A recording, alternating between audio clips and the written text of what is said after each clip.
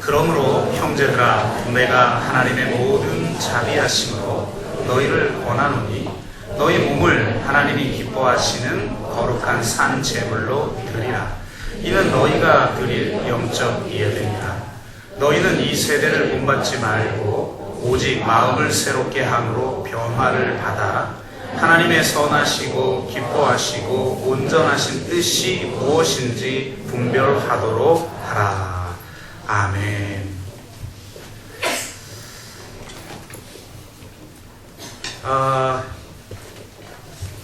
참 오늘 복된 날입니다. 이렇게 귀한 영혼들이 주님 안에서 한 가족 되는 것을 공적으로 이렇게 선포한 귀한 날인데요. 아마 저희가 이번에 스피커를 굉장히 뭐라고 그럴까요? 성능이 좋은 이거를 우리 김현철 전사님께서 있는 선교단체에서 판매를 하려다가 저희하고 한번 이렇게 여러 가지 상황을 좀 맞춰보자고 해서 한번 세팅을 해봤어요.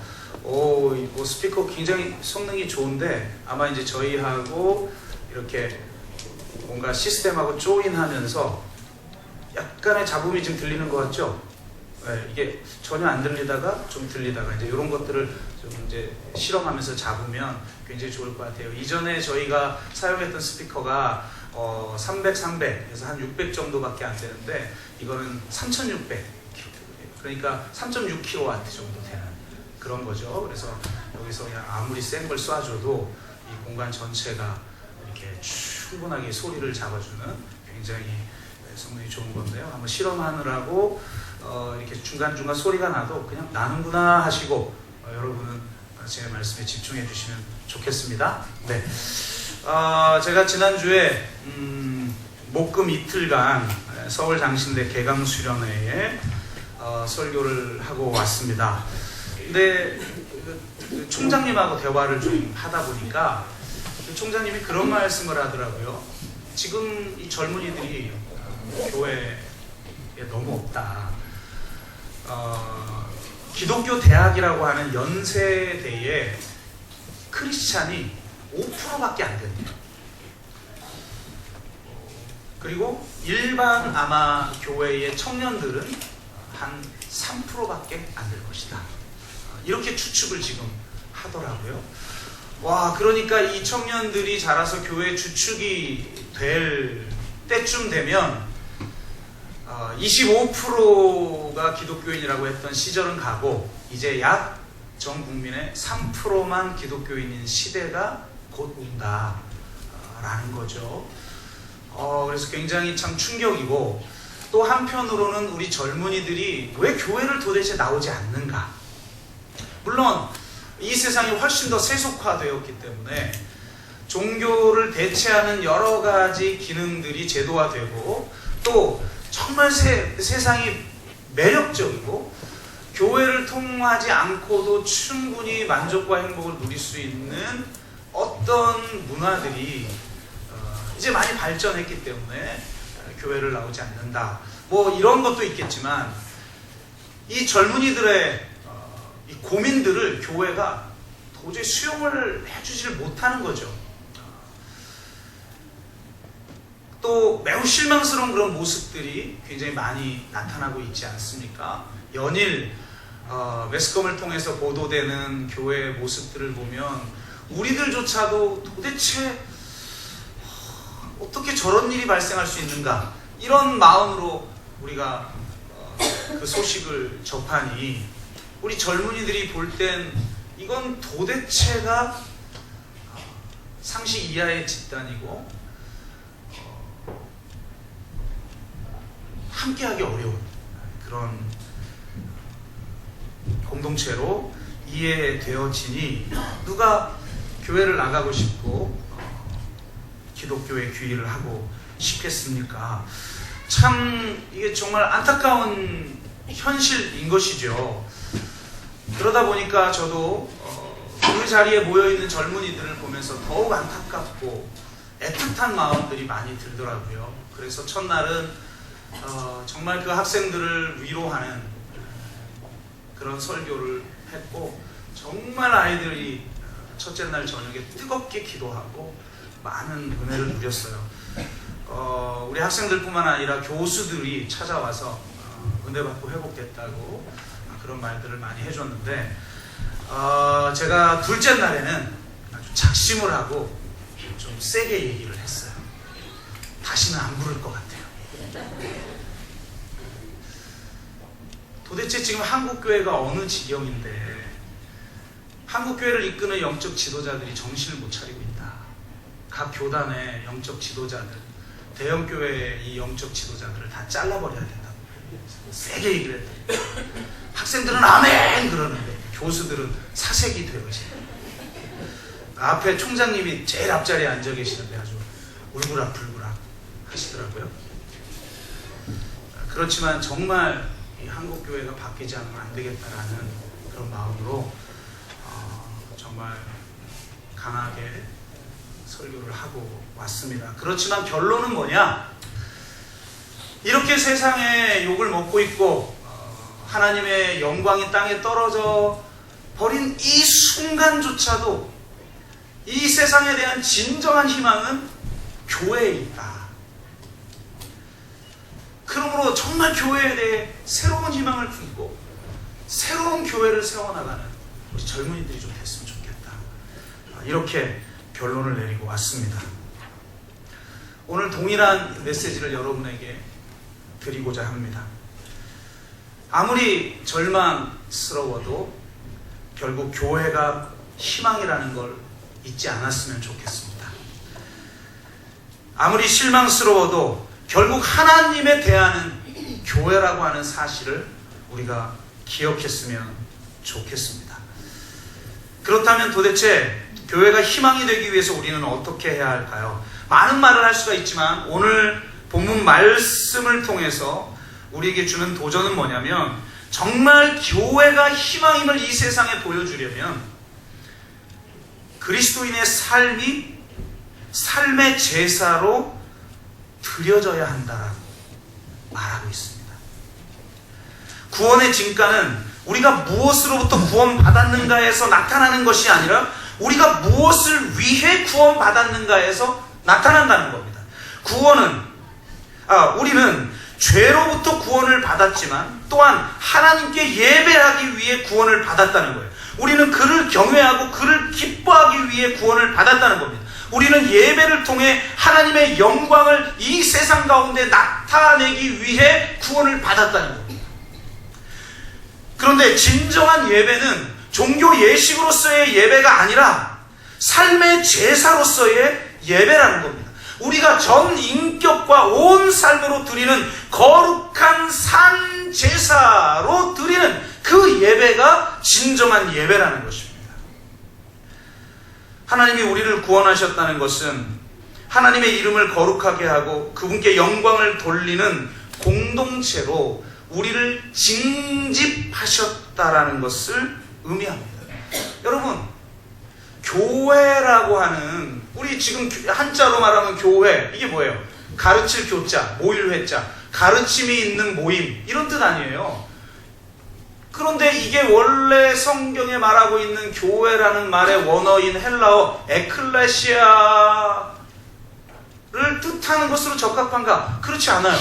그럼 우리가 이렇게 교회라는 이름으로 교회를 번역했듯이 당시 초대교회가 세상 사람들에게 복음을 증거하면서 교회라고 하는 단어로 사용할 헬라어를 여러 가지 사용할 수 있었어요.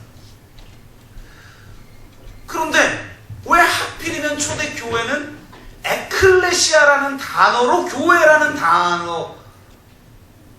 교회라는 뜻으로 사용했을까? 에클레시아는 뭡니까? 바로 하나님의 목적을 위해서 부름받아 소집된 공동체라는 뜻이에요. 하나님의 나라를 이 땅에 재현하도록 징집된 하나님의 군대라는 거예요. 전투적으로 이 세상의 나라를 전복해 나가는 혁명가 그룹이 바로 교회 공동체라는 거예요. 구원은 이 세상 나라에서 거룩한 나라로 옮겨지는 것이기에 진정한 예배는 세상과 구별되는 공동체적 삶을 통해 드려지는 것입니다. 여러분, 우리가 오늘 세례를 베풀었는데, 아니 세례를 제가 어제 문답하고 나서 그냥 제가 세례를 줄 수도 있는 것 아닙니까?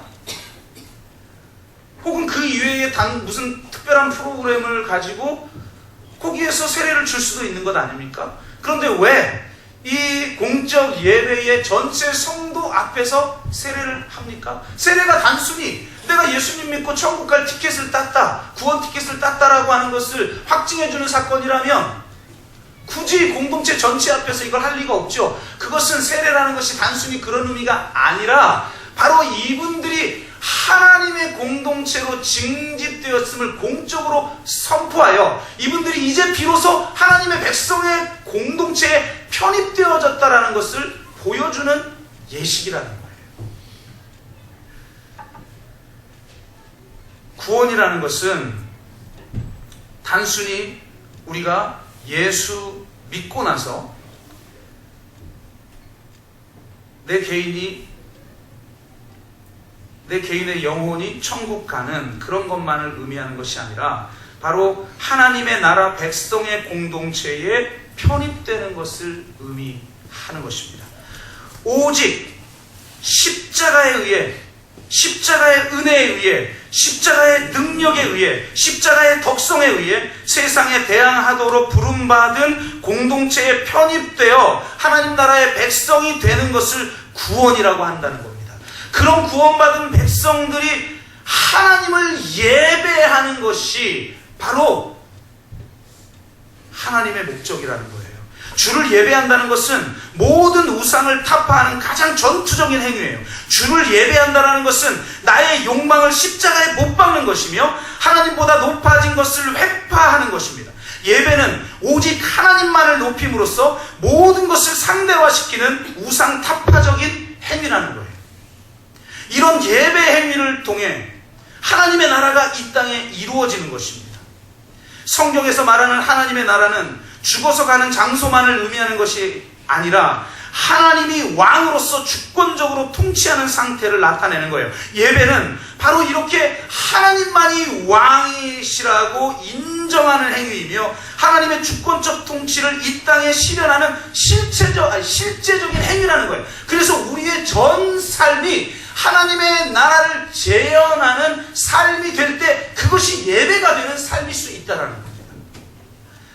기독교인이 하나님을 왕으로 고백하고 하나님의 나라를 기쁜 소식으로 선포하는 순간 그것은 곧 정치적 사건이 되는 것입니다. 기독교가 들어가는 곳마다 핍박이 발생하는 이유가 여기 있죠.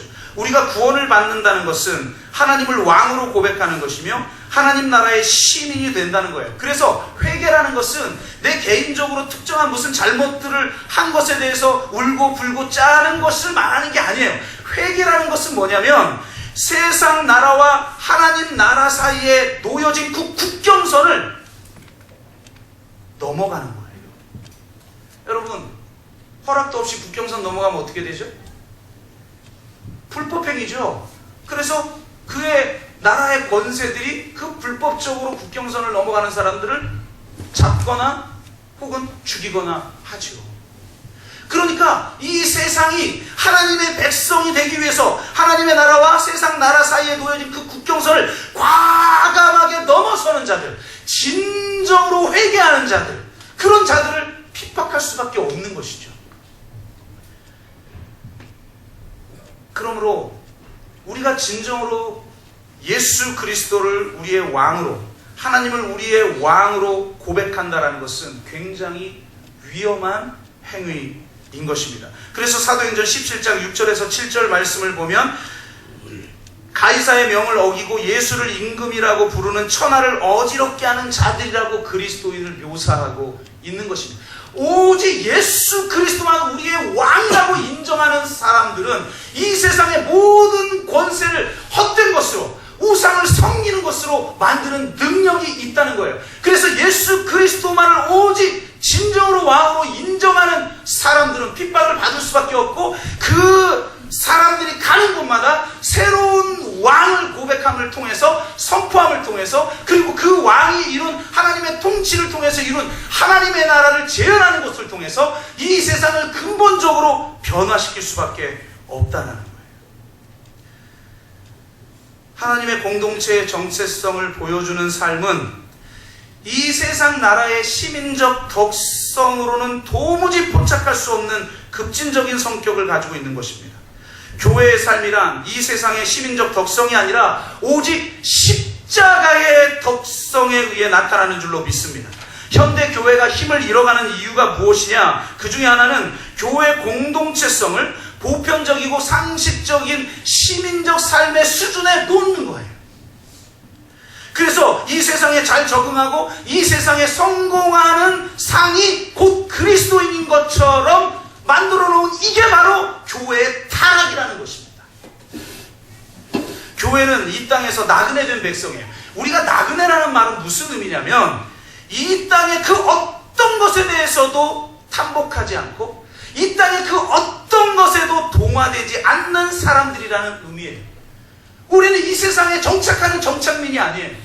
우리는 하나님 나라의 시민권을 가지고 이 세상의 순례의 여행을 하는 나그네인 것입니다. 그 어떤 것을 보아도 우리를 사로잡을 수 없어요. 우리를 동화시킬 수 없어요. 왜? 우리는 하나님 나라 시민권을 가진 사람들이기 때문입니다. 이 세상의 법이 아니라 하나님 나라의 법에 의해서 움직이는 사람들이죠. 그렇기 때문에 절대로 이 세대를 본받을 수 없는 것입니다. 한국교회가 힘을 잃은 이유, 우리 자신들이 힘을 잃은 이유가 무엇이냐? 이 세상 사람들이 만들어 놓은 그 가치 기준에 우리를 끼워 맞추고 그 사람들이 요구하는 인간상이 마치 그리스도인인 것처럼 우리가 타협함으로 말미암아 십자가의 능력을 상실해버린 거예요. 교회는 이 세상의 시민적 덕성도 아니고 상식적 수준의 윤리도 아닌 십자가의 덕성, 십자가의 윤리를 실현하는 공동체인 것입니다. 여러분, 사도행전에서 보면 교회라는 단어가 처음 나오는 대목이 어디인지 아십니까? 우리는 상식적으로 교회의 출발은 오순절 성령 강림 시기이니까 오순절 성령 강림 때 교회라는 단어가 나왔겠지라고 생각하지만 사도행전에서 에클레시아, 이 교회라고 하는 단어가 최초로 언급된 데는 어디냐면 사도행전 5장 아나니아와 삽비라 사건에서 나옵니다. 여러분 잘 아시는 것처럼 아나니아와 삽비라 사건은 교회에 자신의 모든 재산을 바치겠다라고 서원해놓고 막상 바치려고 보니까 탐욕이 작동하여 반은 숨기고 반만 제출한 그런 사건이죠. 그래서 베드로가 재차 물었지만 전부 바쳤다라고 거짓말을 하자 너희가 속인 것은 사람이 아니라 성령을 속인 것이다. 그렇게 말함으로 그 자리에서 아나니아와 삽비라가 죽습니다. 여러분 이게 지금 무슨 구약에 나타난 사건이 아니에요. 마치 아간 사건과 같은 거죠. 그 전리품을 몰래 취하느라고 결국 아이성 전투에서 이스라엘 백성들이 패배했잖아요. 그래서 결국은 아간을 돌로 쳐 죽이고 그 돌로 쳐 죽인 자리, 돌무덤이 있는 자리가 아골 골짜기죠. 구약이니까 그럴 수 있겠지라고 생각하지만 지금 신약에도 이런 사건이 나온 거예요. 돌로 쳐 죽이지만 않았을 뿐 성령이 그 가운데 역사함으로 아나니아와 삽비라가 그 자리에서 즉사해버려요. 아니 사랑의 공동체가, 아니 성령의 공동체가 어떻게 이렇게 참혹스러운 행위를 했을까? 어떻게 이런 일이 일어날 수 있을까? 그런 생각을 해볼 수가 있죠. 왜 그랬을까? 그것은 하나님이 세우신 이 교회 공동체가 어떤 공동체인가를 알면 이해가 된다는 거예요. 하나님께서 이 공동체를 세우기 위해서 지불한 대가가 무엇인가? 바로 하나님의 아들 예수 그리스도의 십자가의 죽으심이라는 거예요. 하나님의 아들이 피 흘리심으로 말미암아 세운 공동체라는 거예요. 그 공동체가 어떤 공동체입니까? 십자가의 피로 세운 공동체이며 자기 것을 자기 것이라고 여기지 아니하고 모두가 유무상통할 정도로 진정한 사랑의 공동체였어요. 원수까지도 사랑할 수 있는 공동체였어요. 그 어떤 사람도 그 안에 들어오면 하나가 되어서 그 안에 진정한 하나님의 나라가 실체화되는 그런 나라였어요. 그런데 이런 공동체를 윌 오브리언은 이렇게 표현해요. 우리가 참된 사랑을 발견할 때는 자본주의는 가능하지 않게 되고 공산주의는 필요하지 않게 된다. 너무 멋진 말이죠. 이런 공동체가 오직 성령에 의해서 세워졌다는 거예요. 인간의 이기심과 이 욕망과 이 죄성으로 인해서 어떤 제도를 만들어도 그 제도는 무너질 수밖에 없어요. 그런데 그 가운데 성령께서 역사하시니까 이런 공동체가 세워졌다는 거죠. 예수님의 그 피 흘리심으로 인해서 성령께서 예수 그리스도께서 피 흘려서 성취하신 그것을 지금 이 우리 공동체 가운데 가져오시는 거예요. 성령이 그러한 능력이 있으신 분인 줄로 믿습니다. 그 성령을 통해서 이룬 이 공동체에 세상의 탐욕이 틈을 타서 이 성령의 공동체, 이 사랑의 공동체, 이 평등의 공동체를 무너뜨리려고 하니 베드로가 극단적인 방법을 사용한 것이죠. 이렇게 아나니아와 삽비라 사건이 발생하고 그 문제를 공동체적으로 해결한 이후에 비로소 처음으로 교회라는 단어가 나옵니다. 예수님이 십자가로 세운 공동체를 지켜낸 이후에 교회라는 단어가 언급되고 있다는 거예요.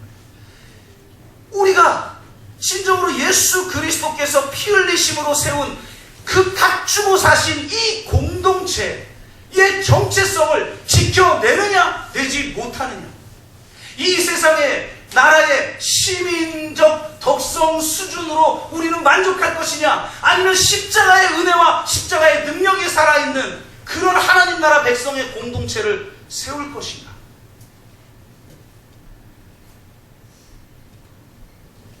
사실 우리는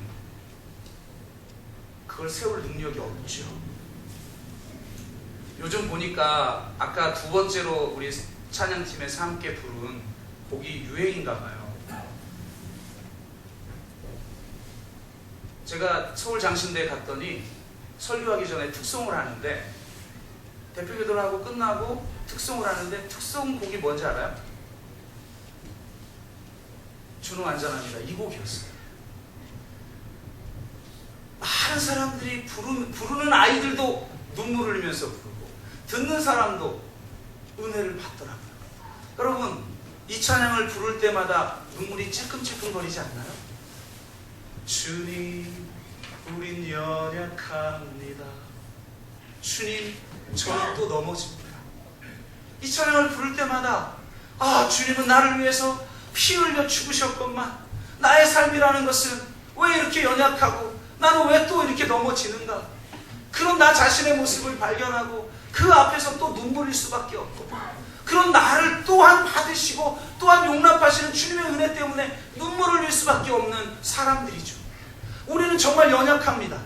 우리는 넘어져요. 더군다나 이 서울 장시는 제가 가서 들어보니까 이 광나루 장로의 신학대학에 지원했으나 떨어진 아이들이 가는 곳이더라고요. 가보니까. 그러니까 이게 컴플렉스가 있는 학교들은 다 드러나게 돼 있어요. 일단 이름부터 드러나. 경기도 광주에 있는데 왜 서울 장신대예요? 컴플렉스는 이름에서 드러나는 겁니다. 아니, 화성에 있는데 왜 수원대학인 거예요? 최소 수원이고 싶은 거죠. 경기도 도청이 내가 최소한 서울은 아니어도 경기 도청이 있는 수원에 있는 대학이고 싶은 거예요. 아니, 화성대라고 그래가지고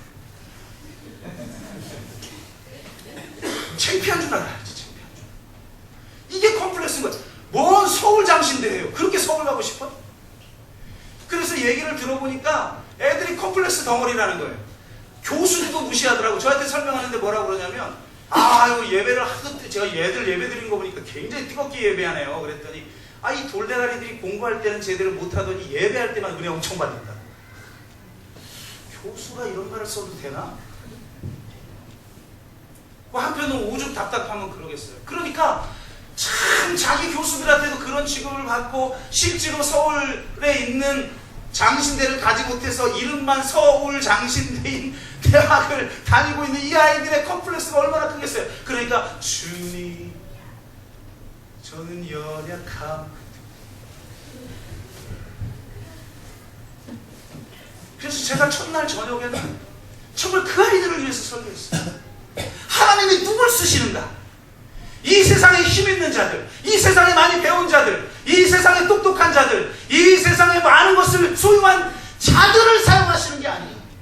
자신이 노력해서 성공한 자들, 그런 자들을 쓰시는 게 아니라 아무리 노력해도 되지 않아 실패할 수밖에 없는 자들에게 선물로 주신 것이 바로 성령이다.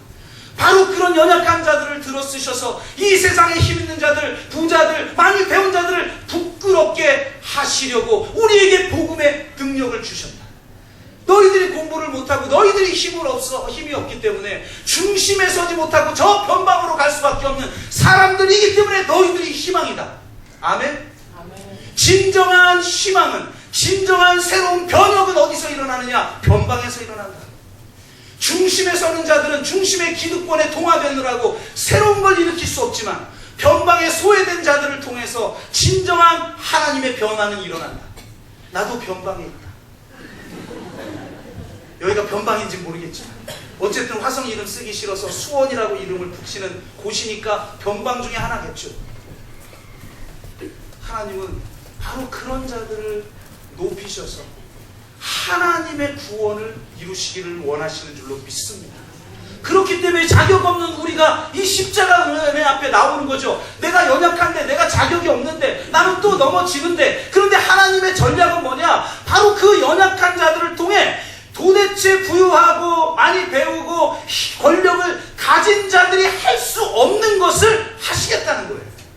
그래서 내가 이렇게 했다라고 자랑할 수 없고 오직 하나님께 영광만 돌릴 수 있는 바로 그 하나님 크기의 일을 하시기를 원하신다는 거예요.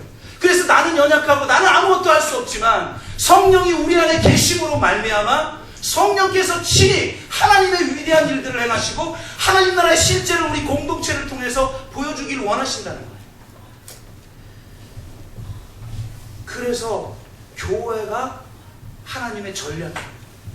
아무리 타락했고 아무리 하나님의 영광이 지금 땅에 떨어지고 도대체 희망이 없어 보여 우리가 실망하고 절망스러울 수밖에 없는 현실적 기독교에도 불구하고 하나님은 이 세상에 대한 대안으로 교회 공동체를 세우기를 원하신다.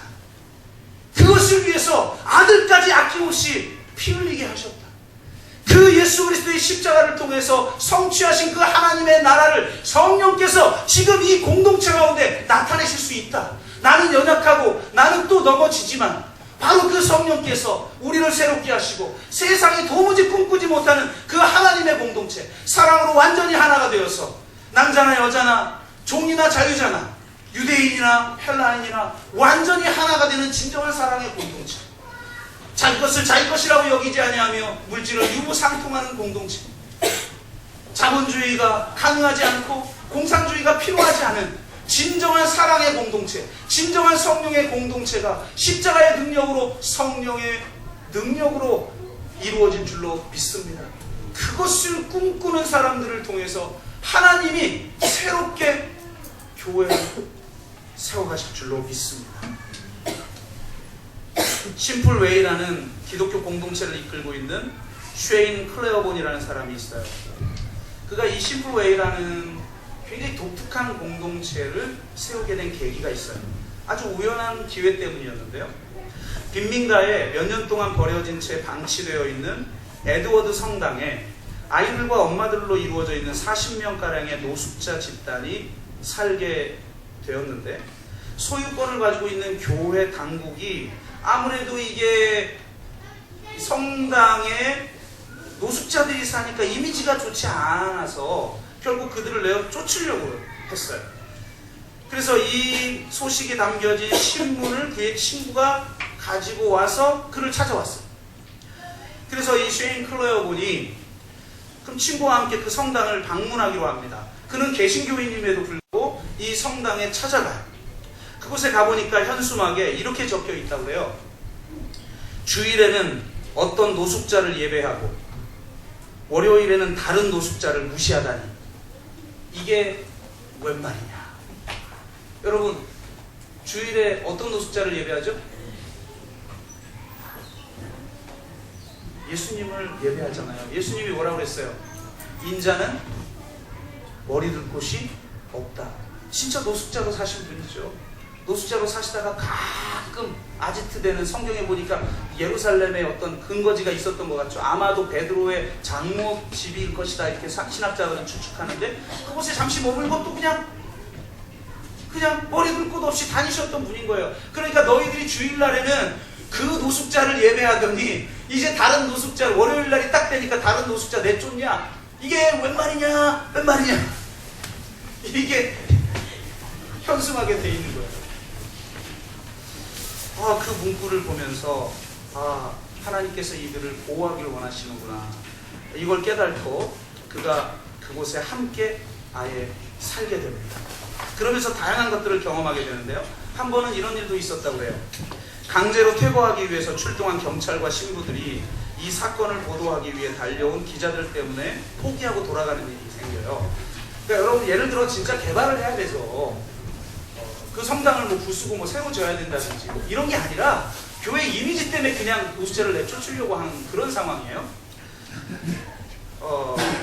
근데 기자들이 그걸 포착하려고 하니까 경찰과 신부들이 그냥 돌아가게 됐어요.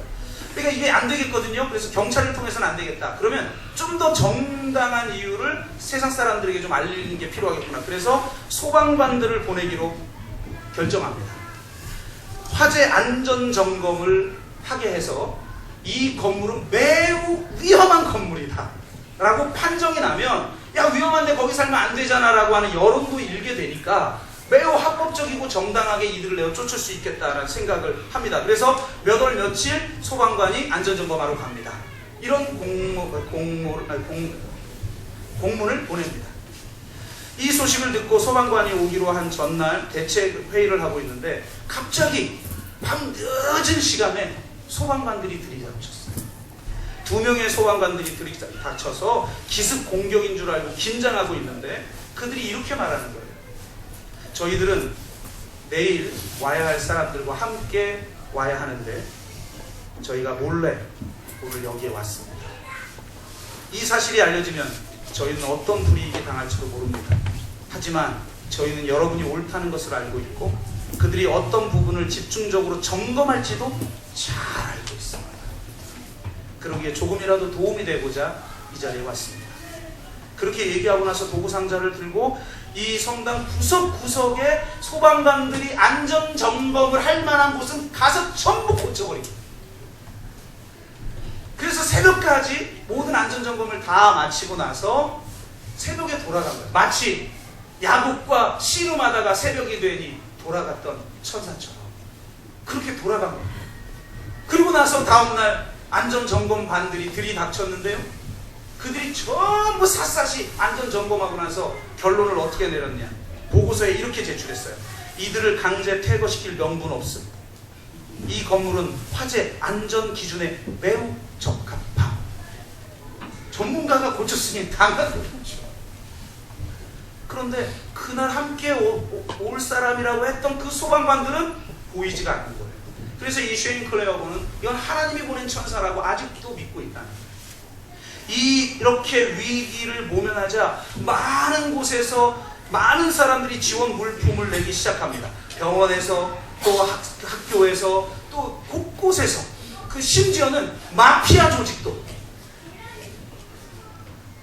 물품을 지원하기 시작했어요. 그런데 유일하게 단 한 곳만 지원 물품을 안 보내는 곳이 있었으니 어딜까요?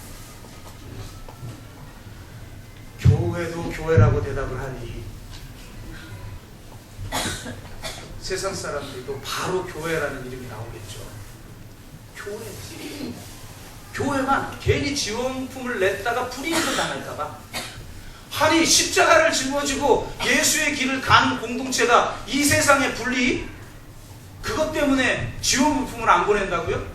아니 순교를 각오하고 십자가의 길을 가며 이 땅에 하나님의 나라를 선포해야 될 하나님의 백성들이 불이익 때문에 지원 물품을 안 보낸다고요? 이게 교회입니까? 불이익을 걱정하느라고, 참아야 합니다. 교회만 안 보는 거예요. 교회. 그러니까 이 쉐론 클레어본이 절망해요. 절망하면서 나는 이제 교회 안 나간다. 교회에 난 더 이상 희망을 가지 않기로 했다. 이렇게 이야기합니다. 그러자 그 고백을 들은 그의 친구가 이렇게 말합니다. 아니야. 내가 교회에 대한 희망을 잃은 게 아니야. 종교나 어떤 제도의 희망을 잃었을지는 몰라도 교회에 대한 희망을 잃은 건 아니지. 왜냐하면 우리가 교회니까. 예수님이 빚값 주고 사신 우리가 바로 교회니까. 교회가 여전히 희망이야. 이렇게 그의 친구가 이야기하는 것에 감동을 받아. 그렇구나. 내가 교회구나. 우리가 교회구나. 희망을 놓치지 않는 그 교회를 통해서 하나님은 끊임없이 이 세상에 희망을 주시려는 거구나. 그래서 교회를 포기하지 않고 바로 이 심플 웨이라고 하는 공동체를 세워 그 지역의 많은 노숙자, 창녀, 병자, 노동자, 온갖 소외받고 상처 입은 자들이 그곳에 와서 치유되고 예수 그리스도를 영접하는 사건들이 일어나기 시작해요. 어떤 교회도 돌보지 않는 바로 그 사람들이 그 심플 웨이에 몰려들기 시작합니다. 교회가 희망이라는 걸 포기하지 않은 사람들을 통해서 하나님은 일하십니다. 결론을 맺습니다. 교회가 아무리 타락하고 우리를 실망시켜도 교회가 희망입니다. 이 세상을 향한 대안으로 하나님은 우리처럼 연약하고 우리처럼 넘어지는 바로 그런 사람들을 통해 하나님의 나라를 이 땅에 이루기를 원하십니다. 나와 우리 가정과 바로 여러분을 통해 이 세상에 꿈꾸지 못한 바로 그런 공동체를 세우기를 원하십니다. 그래서 우리 가운데 성령을 보내주셨습니다. 그 성령의 능력으로 이 세상에 꿈꾸지 못한 공동체를 세우기를 원합니다. 이 세상을 본받지 아니하고 자기의 전 삶을 거룩한 산제사로 드리는 삶을 통해 교회가 희망임을 이 세상 가운데 보여주는 저와 여러분 되시기를 주의 이름으로 축복합니다. 우리가 한번 같이 기도하기를 원합니다.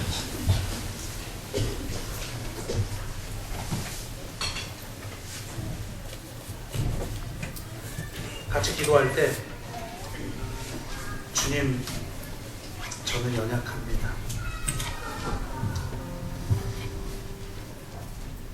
우린 오늘도 힘겨워합니다. 주의 뜻 이루며 살기엔 부족합니다. 주님, 우린 또 넘어집니다. 오늘 하루 또 실수합니다. 주의 긍휼을 구할 수밖에 없는 죄인입니다. 그래서 우리가 오직 주만 바라봅니다. 그 하나님의 은혜 없이는 살 수 없는 자이기에 십자가만 바라봅니다. 그런데 주님께서는 바로 이렇게 연약하고 넘어지는 나를 통해, 우리를 통해 이 세상에 희망을 주기를 원하십니다. 예수님이 십자가를 통해서 이루신 하나님의 나라를 이 땅에 재현하도록 부름받은 하나님의 공동체에 편입되게 하시니 감사를 드립니다. 우리 가운데 성령을 보내주셔서 우리가 할 수 없는 일을 우리 공동체를 통해서 행하기를 원하시는 주님, 교회를 비방하는 이 세상 한가운데에서 하나님이 꿈꾸게 하신 그 하나님 나라의 비전을 보여주는 교회가 되게 하여 주옵소서. 주여, 내가 여기 있습니다. 사용하여 주옵소서. 그렇게 우리가 한번 우리를 주님 앞에 내어드리는, 지금 여기 나를 찾으시고 못 박힌 그 손으로 손 내미시는 그 주님의 손을 붙잡고, 주님, 내가 주의 꿈을 이루어드리는 도구가 되길 원합니다. 사용하여 주옵소서. 그렇게 한번 우리가 기도하는 시간 갖겠습니다. 같이 기도합니다. 사랑의 아버지 하나님, 우린 연약합니다. 우린 오늘도 힘겨워합니다. 주님, 우린 또 넘어집니다. 오늘 하루 또 실수합니다. 그런 연약한 자이고 그런 나약한 자인 우리를 통해서 이 세상에 힘이 있는 자들, 이 세상의 부유한 자들, 이 세상에 많이 배운 자들을 부끄럽게 하시려고 하나님의 지혜요, 하나님의 능력인 저 십자가의 어리석음과 연약함으로 우리를 구원하여 주신 주님, 그 십자가를 붙들고 이 세상에 나가기를 원합니다. 내 전 인격과 온 삶을 거룩한 산 제물로 드리기를 원합니다. 이 세상을 본받지 않기를 원합니다. 이제 이 세상과 하나님 나라 사이의 경계선을 넘어 하나님 나라에 진입하여 하나님 나라의 시민권을 가지고 이 세상에 하나님 나라를 재현하는 하나님의 백성의 공동체로 나를 부르시니 감사합니다. 주님, 이 가운데 성령을 보내셨사오니 성령으로 이루시옵소서. 성령으로 하실 줄로 믿습니다. 내게 능력 주시는 자 안에서 무엇이든지 할 수 있는 줄로 믿사오니 십자가의 사랑으로 하나 되게 하시고 하나님의 나라가 하늘에서 이루어진 것처럼 이 땅에서도 이루어지는 역사를 우리를 통해 이루어 주시옵소서. 주님이 나를 받으실 줄로 믿습니다. 이 연약한 자 받으실 줄로 믿습니다. 받으셔서 사용하여 주시고 이 교회를 사용하여 주시옵소서. 참으로 연약하고 나약한 우리들을 통해 이루실 하나님의 꿈을 꾸며 함께 주의 부르심에 순종하는 우리 공동체가 되게 하여 주옵소서. 하나님 감사합니다. 십자가를 통해 이루신 그것을 성령을 통해 우리 공동체 가운데 실현시키고자 하시니 감사합니다. 우린 연약하고 우린 또 넘어지는 나약한 자이지만 주님이 우리 가운데 십자가의 은혜를 주셨고 성령의 능력을 주신 줄로 믿습니다. 그 믿음으로 승리하며 살아가는 우리 모두가 되게 하시고 교회가 희망을 보여줄 수 있는 새로운 교회가 되게 하여 주옵소서. 감사드리며 예수 그리스도의 이름으로 기도드리옵나이다.